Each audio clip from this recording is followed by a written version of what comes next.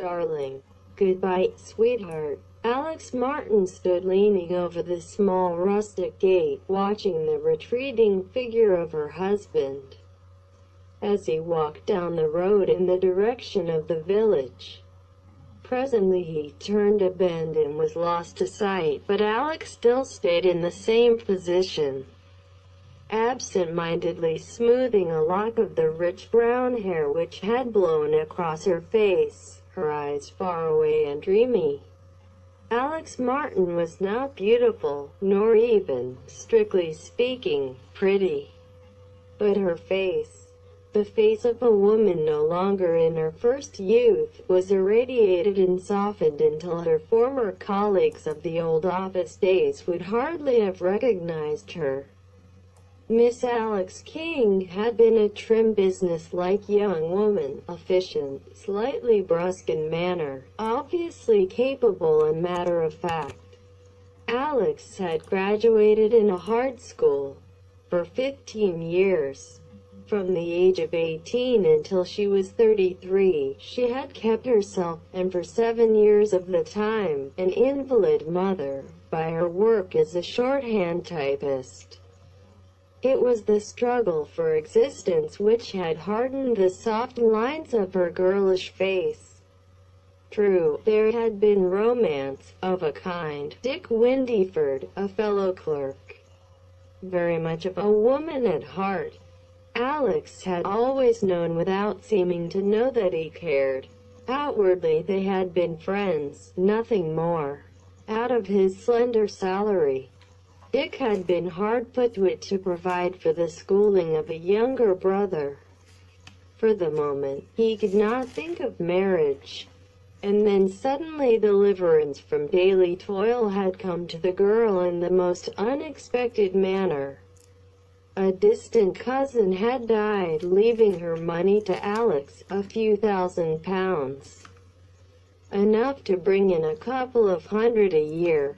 To Alex, it was freedom, life, independence. Now she and Dick need wait no longer. Nevertheless, when Alex envisaged the future, it was with the half-acknowledged certainty that she would one day be Dick's wife. They cared for one another, so she would have put it, but they were both sensible people. Plenty of time. No need to do anything rash. So the years had gone on. But Dick reacted unexpectedly. He had never directly spoken of his love to Alex. Now he seemed less inclined to do so than ever. He avoided her, became morose and gloomy. Alex was quick to realize the truth. She had become a woman of means. Delicacy and pride stood in the way of Dick's asking her to be his wife. She liked him none the worse for it, and was indeed deliberating as to whether herself might not take the first step when for the second time the unexpected descended upon her. She met Gerald Martin at a friend's house. He fell violently in love with her, and within a week they were engaged. Alex, who had always considered herself not the falling in love kind, was swept clean off her feet. Unwittingly she had found the way to arouse her former lover. Dick Windyford had come to her stammering with rage and anger. "The man's a perfect stranger to you. You know nothing about him. I know that I love him." "How can you know, in a week? It doesn't take everyone 11 years to find out that they're in love with a girl," cried Alex angrily. His face went white. "I've cared for you ever since I met you.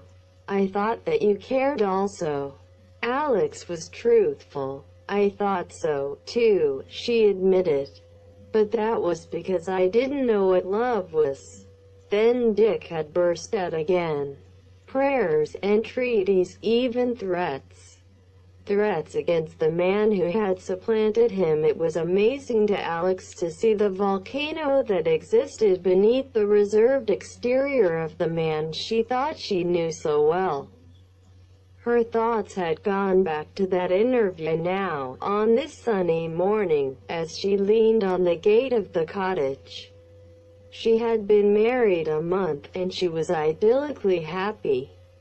Yet, in the momentary absence of the husband who was everything to her, a tinge of anxiety invaded her perfect happiness, and the cause of that anxiety was Dick Windyford.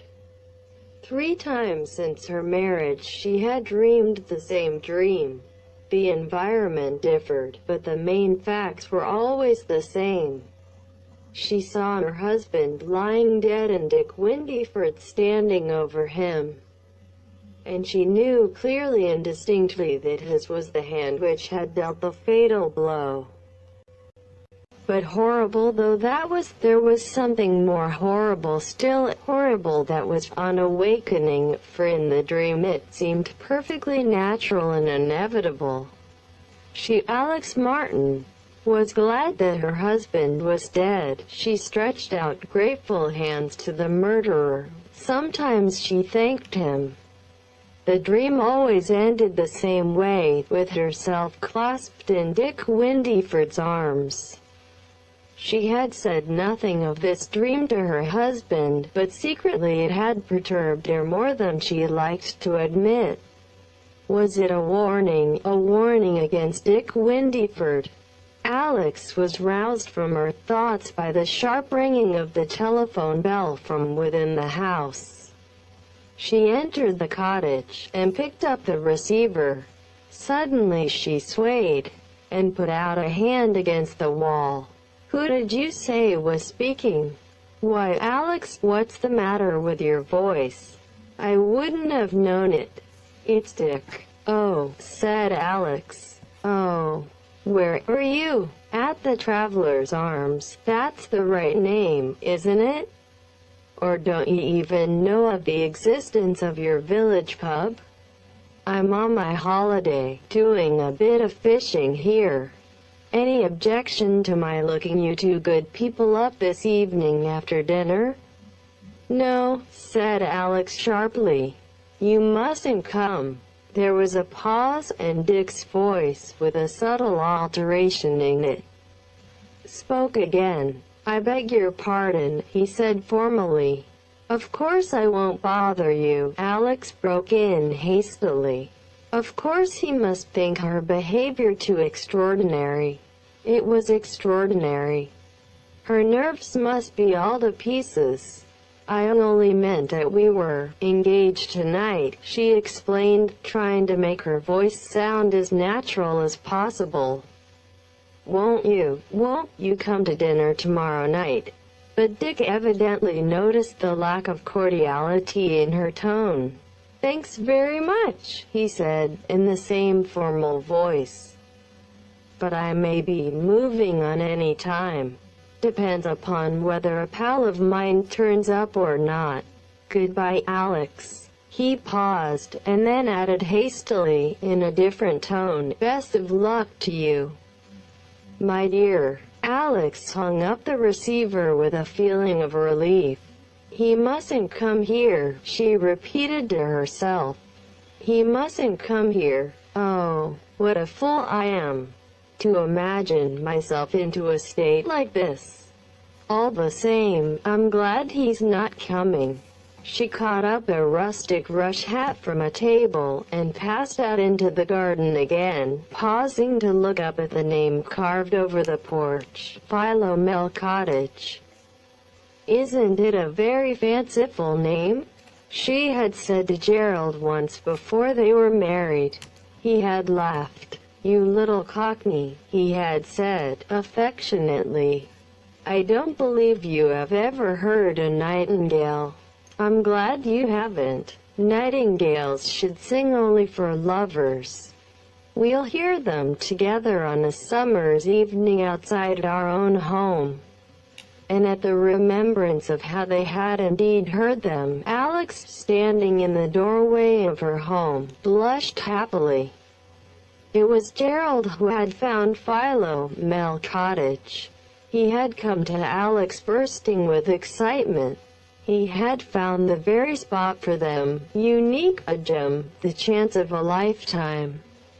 And when Alex had seen it, she too was captivated. It was true that the situation was rather lonely. They were 2 miles from the nearest village, but the cottage itself was so exquisite with its old-world appearance and its solid comfort of bathrooms, hot water system, electric light and telephone, that she fell a victim to its charm immediately. And then a hitch occurred. The owner, a rich man who had made it his whim, declined to rent it. He would only sell. Gerald Martin, though possessed of a good income, was unable to touch his capital. He could raise at most £1,000. The owner was asking 3. But Alex, who had set her heart on the place, came to the rescue. Her own capital was easily realized, being in bearer bonds. She would contribute half of it to the purchase of the home. So Philomel cottage became their choice. It was true that servants did not appreciate the rural solitude. Indeed, at the moment they had none at all. But Alex, who had been starved of domestic life, thoroughly enjoyed cooking dainty little meals and looking after the house. The garden, which was magnificently stocked with flowers, was attended to by an old man from the village who came twice a week. As she rounded the corner of the house, Alex was surprised to see the old gardener in question busy over the flower beds. She was surprised because his days for work were Mondays and Fridays, and today was Wednesday. "Why, George, what are you doing here?" she asked, as she came towards him. The old man straightened up with a chuckle, touching the brim of an aged cap. "I thought as how you'd be surprised, ma'am. But 'tis this way. There be a fete over to Squire's on Friday, and I says to myself, I says, neither Mr. Martin nor yet his good lady won't take it amiss if I comes for once on a Wednesday instead of a Friday." "That's quite all right," said Alex. "I hope you'll enjoy yourself at the fete." "I reckon to," said George simply.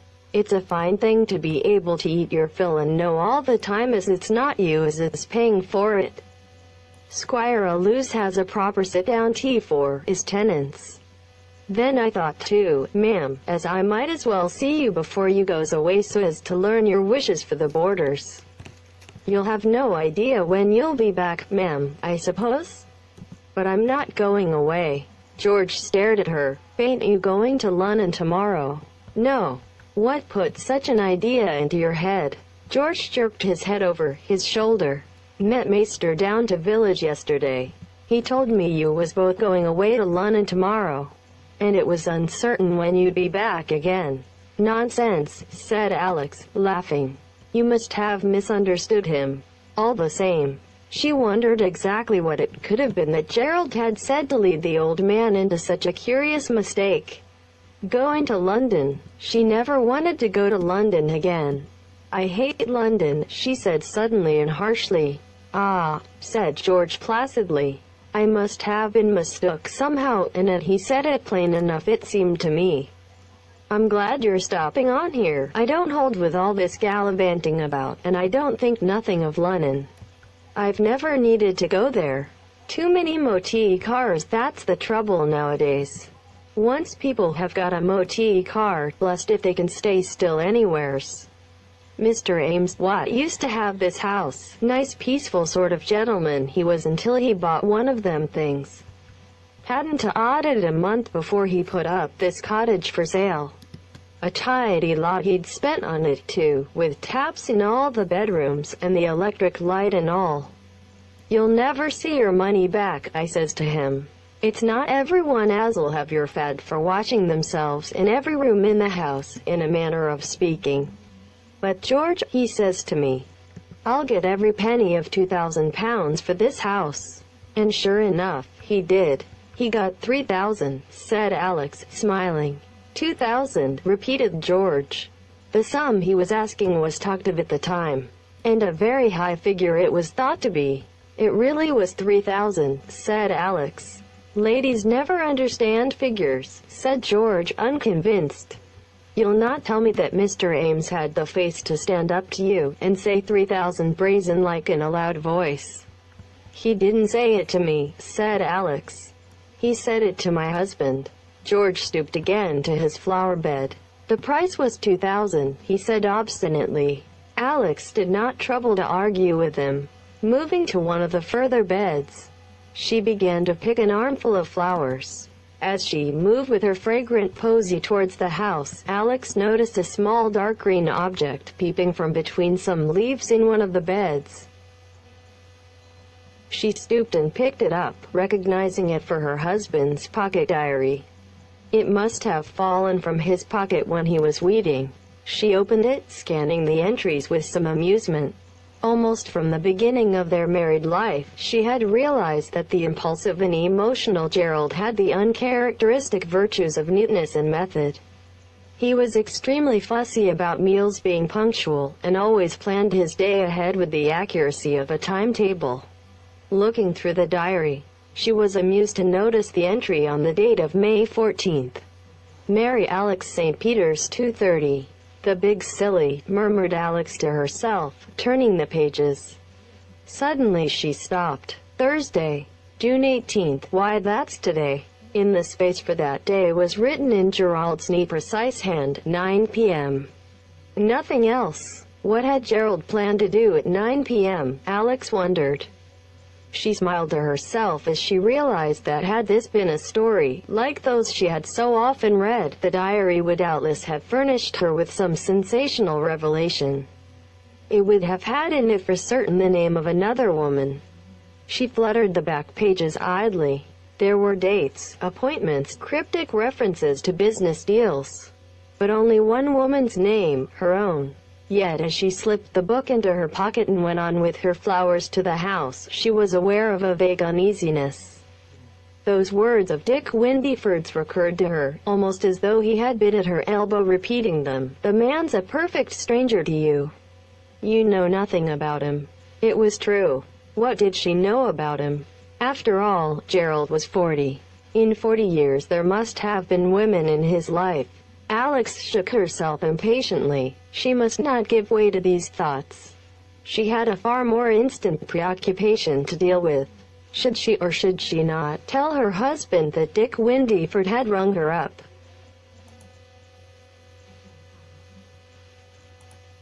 There was the possibility to be considered that Gerald might have already run across him in the village. But in that case he would be sure to mention it to her immediately upon his return and matters would be taken out of her hands. Otherwise, what? Alex was aware of a distinct desire to say nothing about it.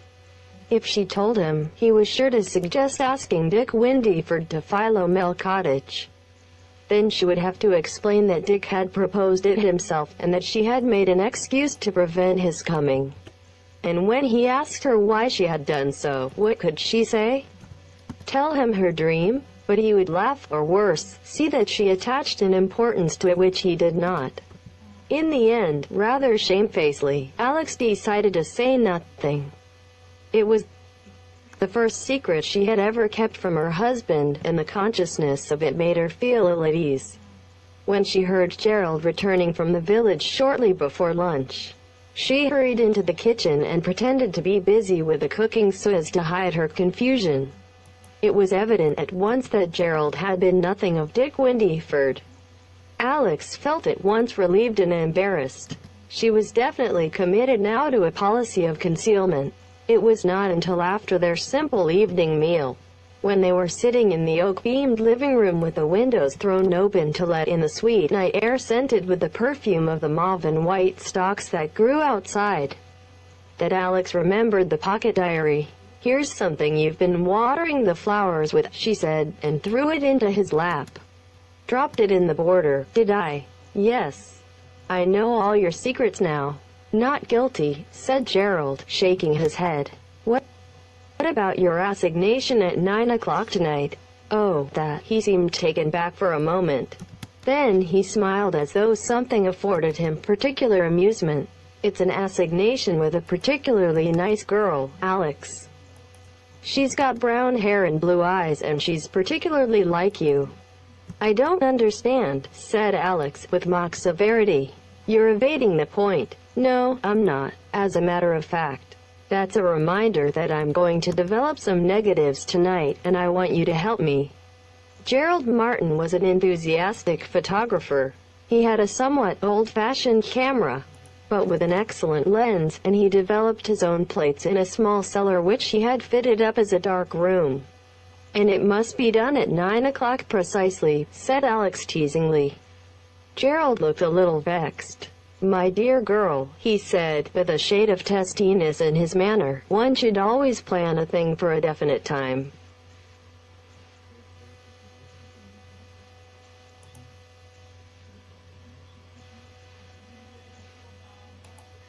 There was a ring of sincerity in his voice which comforted the listening wife.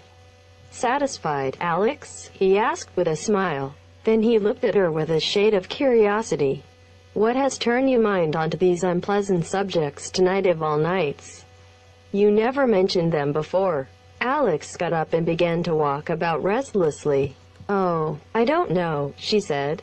"I've been nervy all day."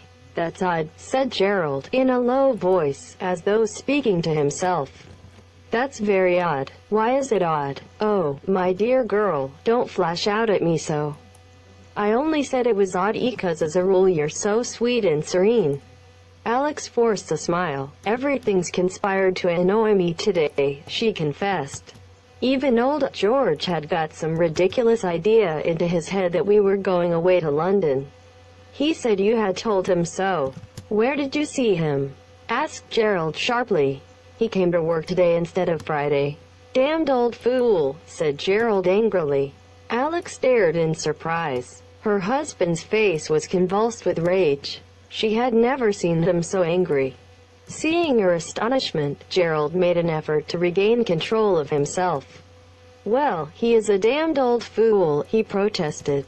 "What can you have said to make him think that?" I never said anything. At least, oh, yes, I remember.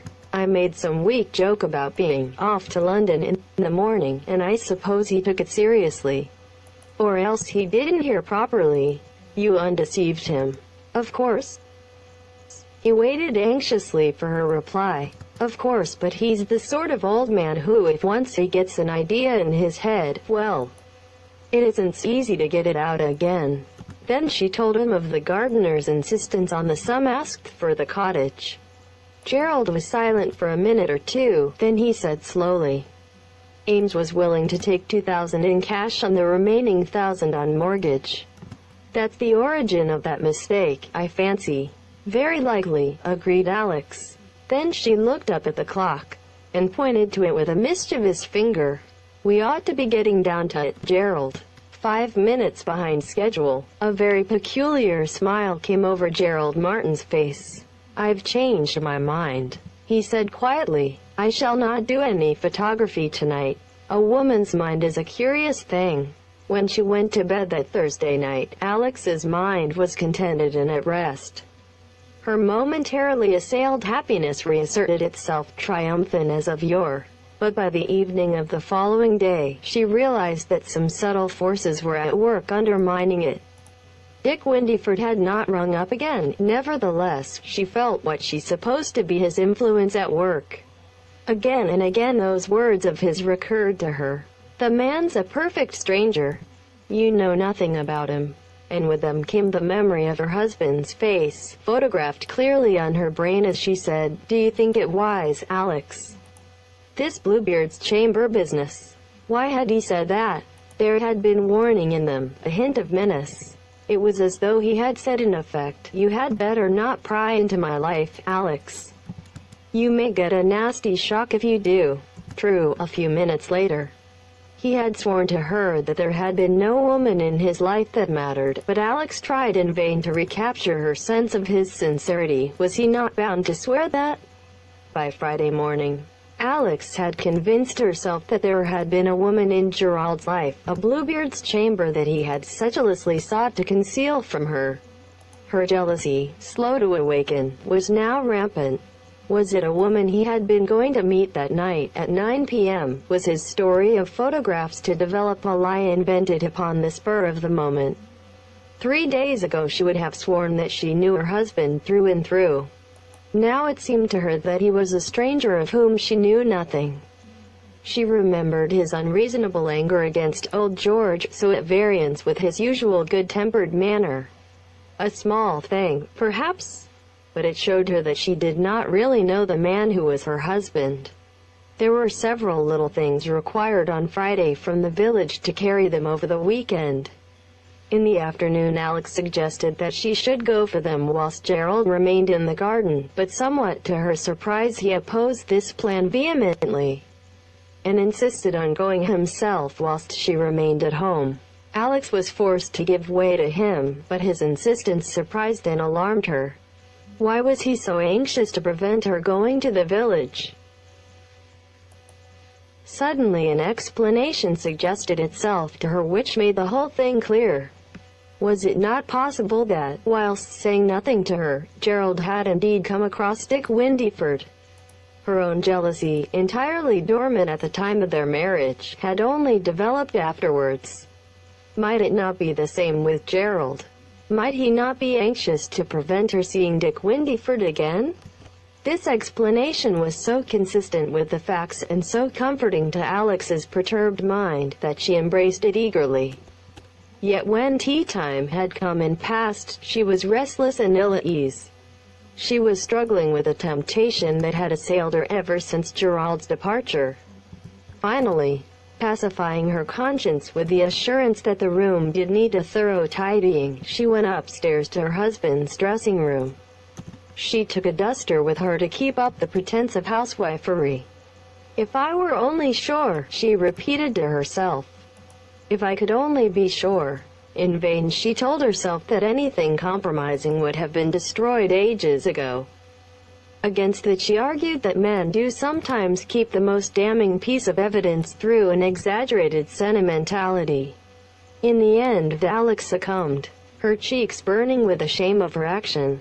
She hunted breathlessly through packets of letters and documents, turned out the drawers, even went through the pockets of her husband's clothes.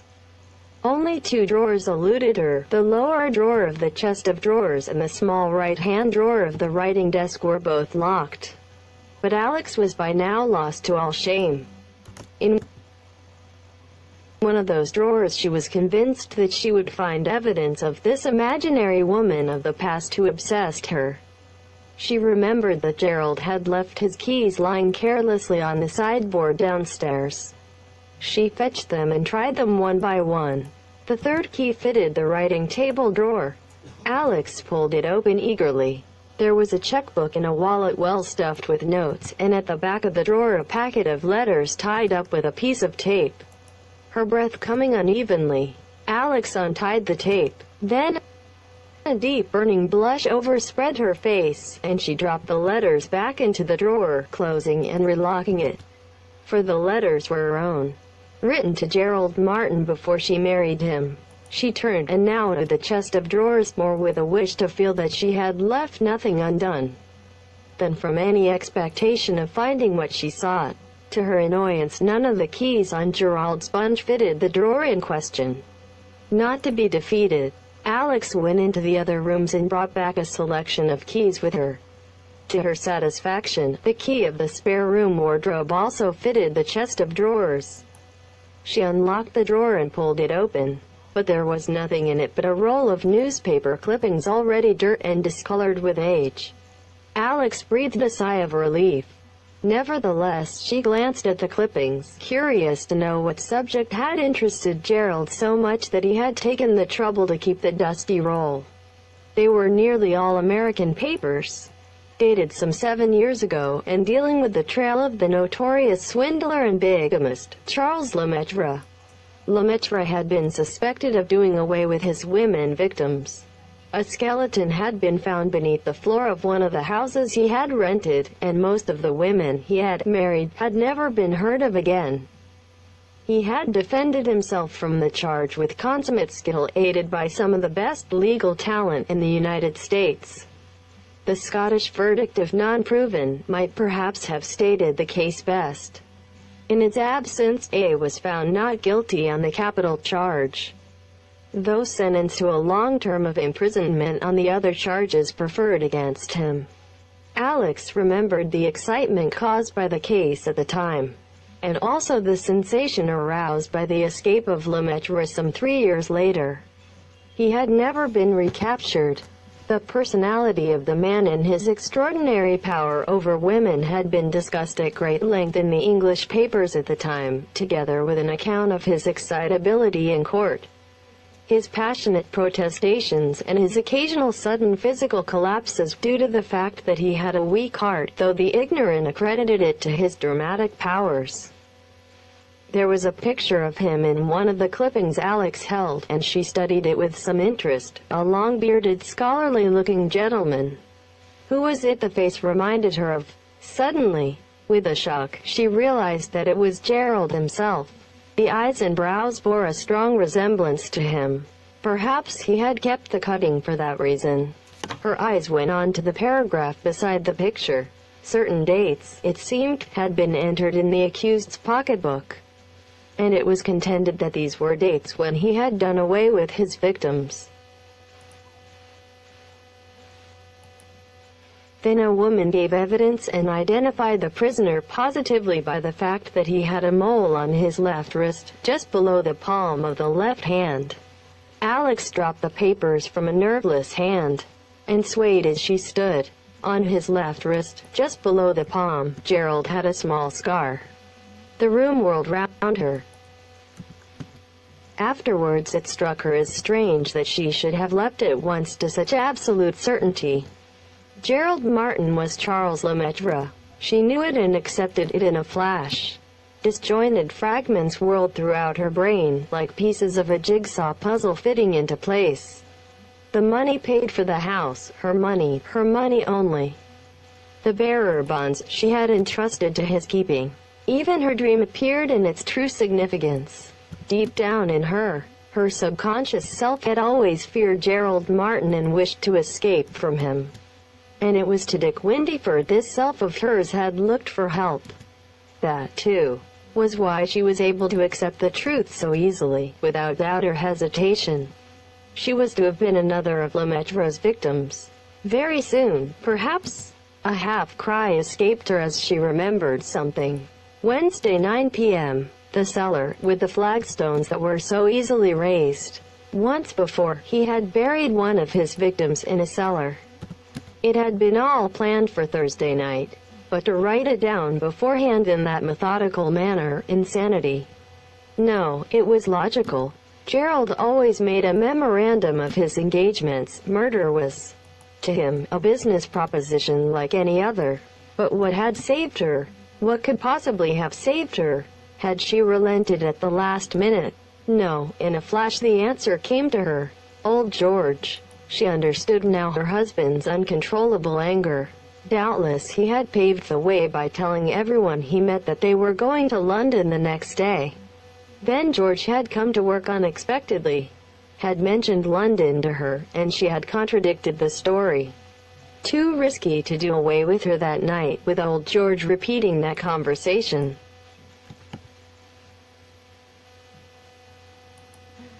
But what an escape! If she had not happened to mention that trivial matter, Alex shuddered. And then she stayed motionless as though frozen to stone. She had heard the creak of the gate into the road. Her husband had returned. For a moment Alex stayed as though petrified. Then she crept on tiptoe to the window, looking out from behind the shelter of the curtain. Yes, it was her husband. He was smiling to himself and humming a little tune. In his hand he held an object which almost made the terrified girl's heart stop beating. It was a brand-new spade.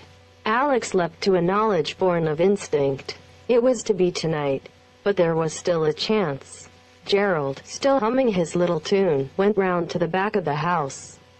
Without hesitating a moment, she ran down the stairs and out of the cottage.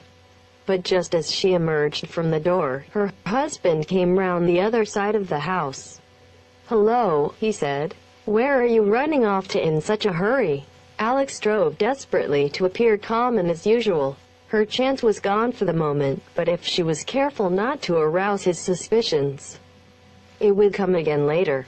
Even now, perhaps. I was going to walk to the end of the lane and back, she said, in a voice that sounded weak and uncertain to her own ears. Right, said Gerald. I'll come with you. No, please, Gerald. I'm nervy, headachy. I'd rather go alone. He looked at her attentively. She fancied a momentary suspicion gleamed in his eye. What's the matter with you, Alex? You're pale, trembling. Nothing. She forced herself to be brusque, smiling. I've got a headache, that's all. A walk will do me good. Well, it's no good you're saying you don't want me, declared Gerald with his easy laugh. I'm coming whether you want me or not. She dared not protest further. If he suspected that she knew. With an effort she managed to regain something of her normal manner.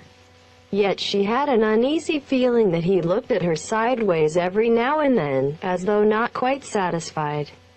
She felt that his suspicions were not completely allayed. When they returned to the house, he insisted on her lying down, and brought some eau de cologne to bathe her temples.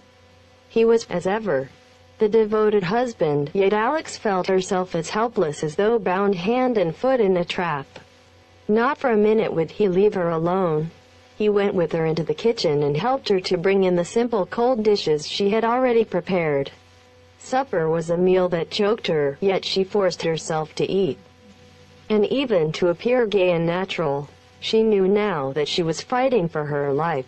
She was alone with this man, miles from help, absolutely at his mercy. Her only chance was so to lull his suspicions that he would leave her alone for a few moments, long enough for her to get to the telephone in the hall and summon assistance. That was her only hope now.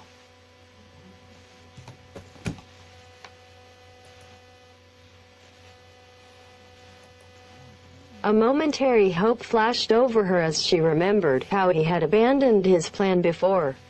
Suppose she told him that Dick Windyford was coming up to see them that evening? The words trembled on her lips, then she rejected them hastily. This man would not be balked a second time. There was a determination, an elation underneath his calm bearing that sickened her. She would only precipitate the crime. He would murder her there and then, and calmly ring up Dick Windyford with a tale of having been suddenly called away. Oh, if only Dick Windyford were coming to the house this evening. If Dick... A sudden idea flashed into her mind. She looked sharply sideways at her husband as though she feared that he might read her mind. With the forming of a plan, her courage was reinforced. She became so completely natural in manner that she marveled at herself. She made the coffee and took it out to the porch where they often sat on fine evenings. By the way, said George suddenly, we'll do those photographs later. Alex felt a shiver run through her, but she replied nonchalantly, can't you manage alone? I'm rather tired tonight. It won't take long. He smiled to himself. And I can promise you won't be tired afterwards. The words seemed to amuse him. Alex shuddered. Now or never was the time to carry out her plan. She rose to her feet. I'm just going to telephone to the butcher, she announced nonchalantly. Don't you bother to move. To the butcher? At this time of night? His shop's shut, of course, silly. But he's in his house all right. And tomorrow's Saturday, and I want him to bring me some veal cutlets early, before someone else grabs them from him. The old dear will do anything for me. She passed quickly into the house, closing the door behind her. She heard Gerald say, don't shut the door, and was quick with her light reply. It keeps the moths out. I hate moths. Are you afraid I'm going to make love to the butcher, silly? Once inside, she snatched down the telephone receiver and gave the number of the Traveler's Arms. She was put through at once. Mr. Windyford, is he still there? May I speak to him? Then her heart gave a sickening thump. The door was pushed open and her husband came into the hall. Do go away, Gerald, she said pettishly. I hate anyone listening when I'm telephoning. He merely laughed and threw himself into a chair. Sure it really is the butcher you're telephoning to, he quizzed. Alex was in despair. Her plan had failed. In a minute Dick Windyford would come to the phone. Should she risk all and cry out an appeal for help? And then, as she nervously depressed and released the little key in the receiver she was holding, which permits the voice to be heard or not heard at the other end, another plan flashed into her head. It will be difficult, she thought. It means keeping my head and thinking of the right words and not faltering for a moment, but I believe I could do it. I must do it. And at that minute she heard Dick Windyford's voice at the other end of the phone. Alex drew a deep breath. Then she depressed the key firmly and spoke. Mrs. Martin speaking, from Philomel Cottage. Please come. She released the key. Tomorrow morning with 6 nice veal cutlets. She released the key again. It's very important. She released the key. Thank you so much, Mr. Hexworthy. You don't mind my ringing you up so late, I hope. But those veal cutlets are really a matter of... She depressed the key again. Life or death. She released it. Very well. Tomorrow morning. She depressed it as soon as possible. She replaced the receiver on the hook and turned to face her husband, breathing hard. So that's how you talk to your butcher, is it? Said Gerald. It's the feminine touch, said Alex lightly. She was simmering with excitement. He had suspected nothing. Surely Dick, even if he didn't understand, would come. She passed into the sitting room and switched on the electric light. Gerald followed her. You seem very full of spirits now, he said, watching her curiously. Yes, said Alex, my headache's gone. She sat down in her usual seat and smiled at her husband as he sank into his own chair opposite her. She was saved. It was only 8:20. Long before 9 o'clock Dick would have arrived. I didn't think much of that coffee you gave me, complained Gerald. It tasted very bitter. It's a new kind I was trying. We won't have it again if you don't like it. Dear. Alex took up a piece of needlework and began to stitch. Gerald read a few pages of his book. Then he glanced up at the clock and tossed the book away. 8:30. Time to go down to the cellar and start work. The sewing slipped from Alex's fingers. Oh, not yet. Let us wait until 9 o'clock. No, my girl, 8:30. That's the time I fixed. You'll be able to get to bed all the earlier, but I'd rather wait until 9. You know when I fix a time, I always stick to it. Come along, Alex. I'm not going to wait a minute longer. Alex looked up at him, and in spite of herself, she felt a wave of terror slide over her. The mask had been lifted. Gerald's hands were twitching. His eyes were shining with excitement. He was continually passing his tongue over his dry lips. He no longer cared to conceal his excitement. Alex thought, it's true, he can't wait, he's like a madman. He strode over to her and jerked her onto her feet with a hand on her shoulder. Come on, my girl, or I'll carry you there. His tone was gay, but there was an undisguised ferocity behind it that appalled her. With a supreme effort she jerked herself free and clung cowering against the wall. She was powerless. She couldn't get away, she couldn't do anything, and he was coming towards her. Now, Alex, no, no, she screamed, her hands held out impotently to ward him off. Gerald, stop, I've got something to tell you, something to confess. He did stop. To confess, he said curiously. Yes, to confess, she went on desperately, seeking to hold his arrested attention. A look of contempt swept over his face. The spell was broken. A former lover, I suppose, he sneered. No, said Alex. Something else. You'd call it. I expect, yes, you'd call it a crime. And at once she saw that she had struck the right note. Again his attention was arrested, held.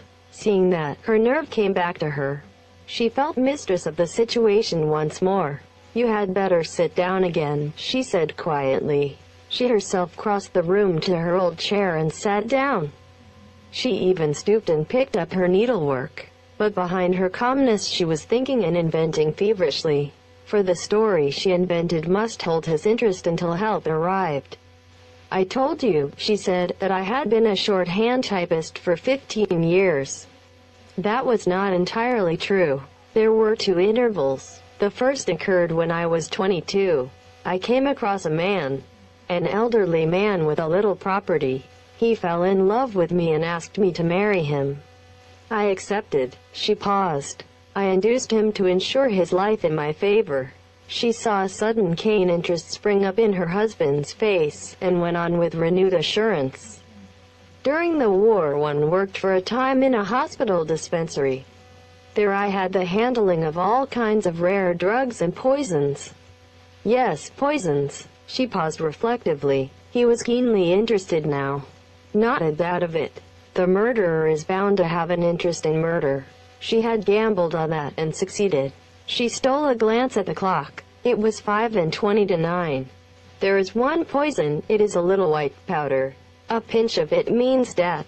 You know something about poisons, perhaps? She put the question in some trepidation. If he did, she would have to be careful. No, said Gerald, I know very little about them. She drew a breath of relief. You have heard of hyoscine, of course. This is a drug that acts much the same way, but it is absolutely untraceable. Any doctor would give a certificate of heart failure. I stole a small quantity of this drug and kept it by me. She paused, marshalling her forces. Go on, said Gerald. No, I'm afraid. I can't tell you. Another time. Now, he said impatiently. I want to hear. We had been married a month. I was very good to my elderly husband, very kind and devoted. He spoke in praise of me to all the neighbors. Everyone knew what a devoted wife I was. I always made his coffee myself every evening. One evening, when we were alone together, I put a pinch of the deadly alkaloid in his cup. Alex paused and carefully rethreaded her needle. She, who had never acted in her life, rivaled the greatest actress in the world at this moment. She was actually living the part of the cold-blooded poisoner. It was very peaceful. I sat watching him. Once he gasped a little and asked for air. I opened the window. Then he said he could not move from his chair. Presently he died. She stopped, smiling. It was 8:45. Surely they would come soon. How much, said Gerald, was the insurance money? About £2,000. I speculated with it and lost it. I went back to my office work. But I never meant to remain there long. Then I met another man. I had stuck to my maiden name at the office. He didn't know I had been married before. He was a younger man, rather good-looking, and quite well off. We were married quietly in Sussex. He didn't want to insure his life, but of course he made a will in my favor. He liked me to make his coffee myself also, just as my first husband had done. Alex smiled reflectively, and added simply, I make very good coffee. Then she went on, I had several friends in the village where we were living. They were very sorry for me, with my husband dying suddenly of heart failure one evening after dinner. I didn't quite like the doctor. I don't think he suspected me, but he was certainly very surprised at my husband's sudden death. I don't quite know why I drifted back to the office again. Habit, I suppose. My second husband left about £4,000. I didn't speculate with it this time. I invested it, then, you see, but she was interrupted. Gerald Martin, his face suffused with blood, half choking, was pointing a shaking forefinger at her. The coffee, my God. The coffee. She stared at him. I understand now why it was bitter. You devil. You've been up to your tricks again. His hands gripped the arms of his chair. He was ready to spring upon her. You've poisoned me. Alex had retreated from him to the fireplace. Now, terrified, she opened her lips to deny, and then paused. In another minute he would spring upon her. She summoned all her strength. Her eyes held his steadily, compellingly. Yes, she said, I poisoned you. Already, the poison is working. At this minute you can't move from your chair. You can't move. If she could him 3, even a few minutes. Ah, what was that? Footsteps on the road, the creak of the gate. Then footsteps on the path outside, the outer door opening. You can't move, she said again. Then she slipped past him and fled headlong from the room to fall, half fainting. into Dick Windyford's arms. "My God, Alex," he cried. Then he turned to the man with him, a tall, stalwart figure in policeman's uniform. "Go and see what's been happening in that room." He laid Alex carefully down on a couch and bent over her. "My little girl," he murmured. "My poor little girl. What have they been doing to you?" Her eyelids fluttered and her lips just murmured his name. Dick was aroused from tumultuous thoughts by the policeman's touching him on the arm. "There's nothing in that room, sir, but a man sitting in a chair. Looks as though he'd had some kind of bad fright, and, yes. Well, sir, he's dead." They were startled by hearing Alex's voice. She spoke as though in some kind of dream, her eyes still closed. And presently, she said, almost as though she were quoting from something, "He died.